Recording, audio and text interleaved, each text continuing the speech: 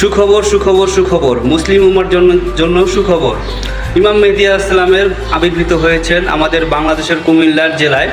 তো উনি নিজেকে ইমাম মেহেদী বলে দাবি করছেন এবং বলছেন খোদা তাআলা নাকি তাকে নির্বাচিত করেছেন ইমাম মেহেদী হিসাবে, এবং তাকে নাকি হাইড করে রেখেছেন যাতে শত্রুর থেকে তিনি বেঁচে থাকতে পারেন আজও।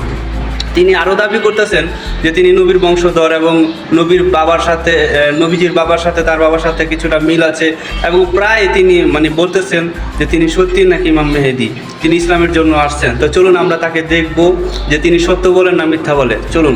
আমি বলি যে আল্লাহ আমাকে বলেছেন মাহদী, তুমি আমার মাহদী। আমি এটাই বলি, আল্লাহ আমার মাহদী। কে বলছে? আল্লাহ। কিভাবে বলছে? আমি আল্লাহ নূর দেখতে পেয়েছি তাহাজ্জুদের নামাজের পর, ফজর নামাজের আগে। এমন অবস্থা আমি আল্লাহর নাম দেখলাম ওই নূরে এবং জানতে চাইলাম যে আল্লাহ মাহদী কে। তখন তিনি আমাকে বললেন তুমি আমার মাহদী। তারপর আমি প্রশ্ন করলাম যে আল্লাহ, যদি আমি আপনার মাহদী হই তাহলে রাসূলুল্লাহ মুহাম্মদ সাল্লাল্লাহু আলাইহি সাল্লামের হাদিস অনুযায়ী আমার নাম তো রসুলের নামের মতো না, আমার পিতার নাম আমার মাতার নাম রসুলের পিতা এবং মাতার মতো নয়, কিন্তু হাদিসে আছে সে হবে আমার নামে তার পিতার নাম, আমার পিতার নামে তার মাতার নাম, আমার মাতার নামে।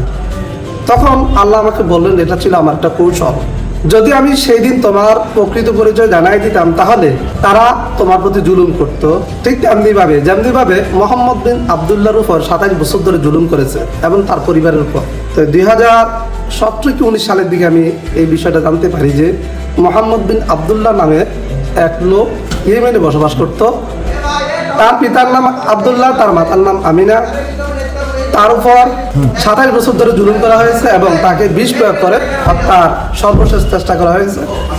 তারা যখন নিশ্চিত জানলো যে লোকটা নিশ্চিতভাবে মারা যাবে তখন তারা তাকে ছেড়ে দিয়েছে। তা আমি বিশ্বাস করতাম যে সেই মাহদী হবে, কেননা তার পিতার নাম, তার নাম, তার মাতার নাম। আপনার বাবার নাম কি, মার নাম কি? আমার বাবার যখন জন্মগ্রহণ করেন আমার দাদি ওনার নাম রেখেছিলেন আমানতুল্লাহ। পরবর্তীতে মানুষ তাকে আমানতুল্লাহ না রেখে আমানুল্লাহ রাখেন, সে থেকে আমার বাবার নাম আমানুল্লাহ। মার নাম? মার নাম রমুজা বেগম। আপনার বাসা কোথায়? আমার বাসা কুমিল্লা 14 গ্রামে। এই জায়গায় আসছেন কেন? গোলাচিপা? এখানে আসছি, আমি চাকরি করি সহকারী শিক্ষক গণিতে, বায়ুরগাদালিয়া সালিয়া দাখিল মাদ্রাসা। এটা আমি শুনেছি 2024 সালের 21 জানুয়ারি। 2024 সালের 22 জানুয়ারি জো বাইডেন জানতে চেয়েছিল আলেমদেরকে ডেকে প্রকৃত মাহদীর পরিচয় দাও।